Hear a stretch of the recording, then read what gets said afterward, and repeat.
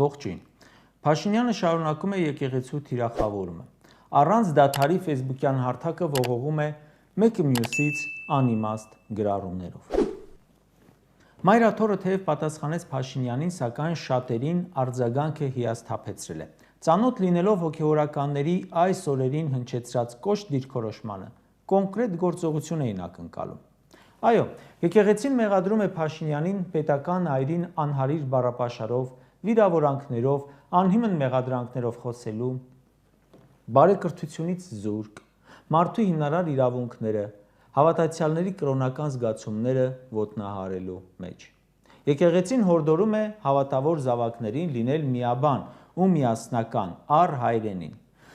Սպասումն այն էր, որ եկեղեցին նզով կարդա Նիկոլ Փաշինյանի հասցեին, նրան հեռացնելով հայ առաքելական Սուրբ եկեղեցուց, բայց Մայրաթորը կոչ է անում եկեղեցու զավակներին լինել միասնական։ Ստացվում է։ Ես էլ եմ եկեղեցու զավակ, Նիկոլն էլ, եկեղեցու պետության վրա հարձակվողների ոհմակն էլ, հանուն ինչի։ Թե ինչու է եկեղեցու հաղորդագրությունն այդքան մեղ, քան ակնկալվում է, չխորանամ այդտեղ։ Գուցե իրենք շատ ավելի լավ են, շատ ավելի են ծանրութեթևանում, ու այդ ռազմավարությունն են նպատակահարմար գտել։ Առավել հավանական է, որ չեն պատրաստվում իջնել այդ մակարդակի, այդ մեկը հասկանում եմ։ Ի պատասխան եկեղեցուն թիրախավորելու քաղաքացիները հենց Փաշինյանի էջում արձագանքում են, որ ինչ վատ բան էլ արած լինեն առանձին հոգևորականներ, միևնույն է, նրանք Արցախ չեն հանձնել։ Նրանց ոչ մեկի գործունեության արդյունքում եռաբլուրը չի եռապատկվել։ Նրանց ոչ մեկի գործունեության արդյունքում Տավուշից ու Սյունիքից, Գեղարքունիքից հողեր չի հանձնվել, Ջերմուկից չենք հանձնել։ Նրանց ոչ մեկի գործունեության արդյունքում չի հայաթափվել Արցախը։ Մարդիկ խոստումների մասին են հիշեցնում, պարտքերի, վարկերի, գնաճի մասին, ու ասում են, որ ոչ մի հոգևորական մեղք չունի այս ամենի մեջ։ Կամ առհասարակ ինչ կապ ունի, ինչ իմաստ ունի այս օրով,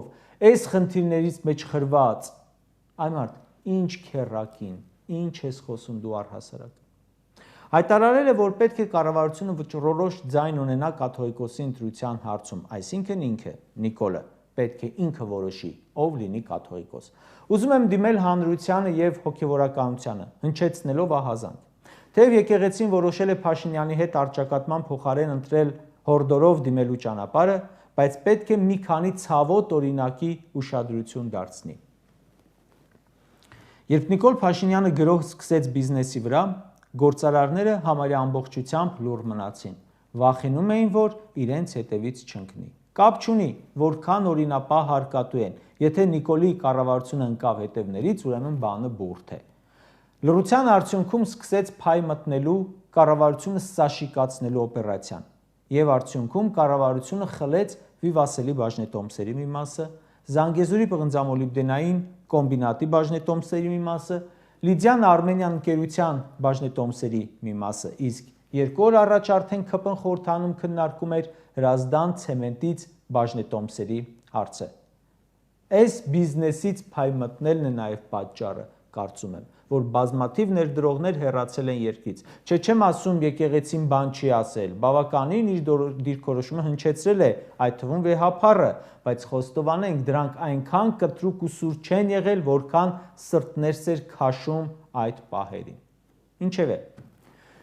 հիշում ենք Նիկոլ Փաշինյանը հարձակում գործեց դատարանների վրա, շրջափակելով, հատուկենտ դատավորներ կային, որ դիմադրեցին, կարծիք հայտնեցին։ Լրագրողները դատավորներից կարծիք էին հարցնում, խուսափում էին։ Արդարադատության նախարարը խուսափում էր, որովհետև արդեն Նիկոլի գրպանում էր։ Դատարանների պաշտպանները հասարակական, քաղաքական, ընդդիմադիր գործիչներն էին ու փաստաբանները։ Հետո վնգստացող դատավոր խոսույթը մտավ գործածության մեջ։ Արդյունքում դատարանների մեծ մասը այսօր Փաշինյանի բռի մեջ են։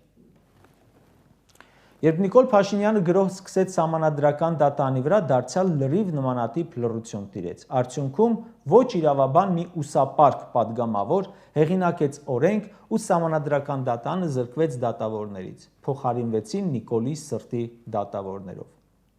Երբ Նիկոլ Փաշինյանը հարձակում սկսեց գեներալների դեմ, մի հատ խրոխտ հայտարարություն տարածեցին, որը ստորագրեց մի 40 գեներալ, բայց չպաշտպանեցին այդ հայտարարությունը։ Արդյունքում բանակում չծառայած,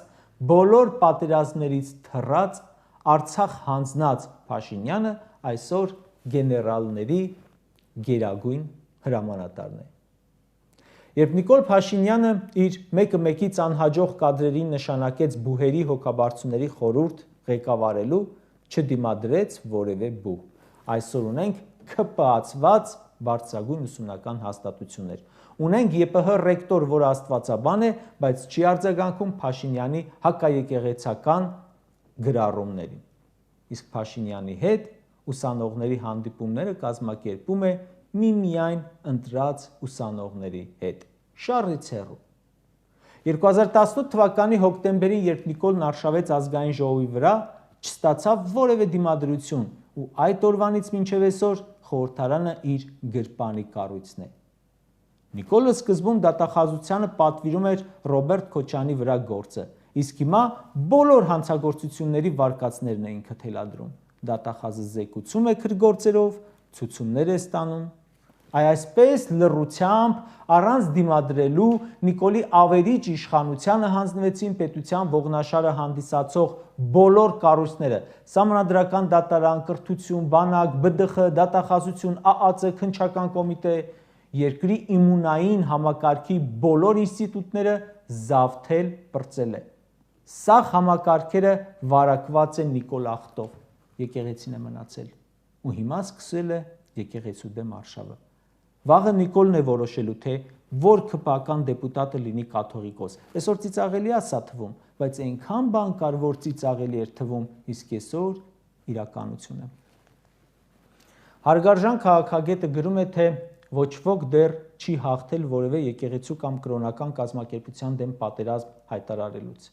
Չի կարող հաղթել նաև իրենից զրոյական արժեք ներկայացնող նվաստագույն մեկը՝ ԵԱԿ-ը։ Կհամաձայնեի, բայց Նիկոլը այս թվարկածներս չի կարողացել անել նրա համար, որովհետև հզոր է։ Չէ, նրա բարոյականությունը մարդկային էությունից դուրս է։ Միշտ հիշեք, որ անգամ թաթար մոնղոլների, սելջուկ թուրքերի արշավանքների ժամանակ Արցախում հայ է ապրել։ Նիկոլի օրոք չի ապրում, իսկ Նիկոլը ապրում է ու պաշտոնավարում։ Որպեսզի Նիկոլը չկարողանա գրավել եկեղեցին, անհրաժեշտ է ոչ միայն եկեղեցու քայլերը, այլև հավատավոր ժողովրդի ու բոլորի։ Երբ ինչ-որ մտավորականի հարցնում ենք ինչու եք լռում, ասում է քաղաքականությամբ չեմ զբաղվում, տանից դուրս չեմ գալիս, իմ գործն եմ անում։ Չէ, դա ինքնապաշտպանություն է։ Դուք ինչի համար եք ստեղծագործում, ում համար։ Եկեղեցին ունի Սուրբ Սահակ, Սուրբ Մեսրոպ շքանշան, ունի Սուրբ Գրիգոր Լուսավորիչ շքանշան ու այլ շքանշաններ։ Ցանկն եմ նայում, թե ովքեր են շքանշաններ ստացել եկեղեցուց։ Գործարարներ են, երաժիշտներ, հասարակական գործիչներ, իմ մոտ եղած ցանկից եւ ոչ մեկը, որ եկեղեցուց ստացել է շքանշան, չի անդրադարձել ՔՊ-ի խուժանությանը։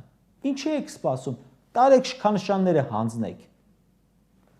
Որքան էլ զարմանալի լինի, ՔՊԱ-ական պաշտոնյաների մեջ էլ կան մարդիկ, ով գնում են եկեղեցի, անգամ ժամերգության ու պատկերացրեք պաս են պահում։ Ինչ իմաստուն է ձևականությունը։ Փաշինյանի վիրավորանքների ուր է դատախազության գնահատականը, ուր է օմբուդսմենի գնահատականը այդ վիրավորանքներին։ Վախենում են SMS ստանալ, իսկ պաշտոնը նրանց համար կյանքից թանկ է, հավատից էլ է թանկ, ինչպես հասկանում ենք։ Վաղը կասեն սպառնում էր, ստիպված ենք ենթարկվել, այլ ելք չունեինք, իսկ ձեր արդարացումները ում են պետք լինելու։ Պետության բացակայության պայմաններում եկեղեցին տեր է կանգնել։ Հիմա պետք է կանգնել եկեղեցու կողքին, մանավանդ որ սրանք բռնել են պետությունը քանդելու, Ադրբեջանին հանձնելու ուղին։ Կարճ ասած, իմ կարծիքով դիմադրության անկում է բոլոր ոլորտներում։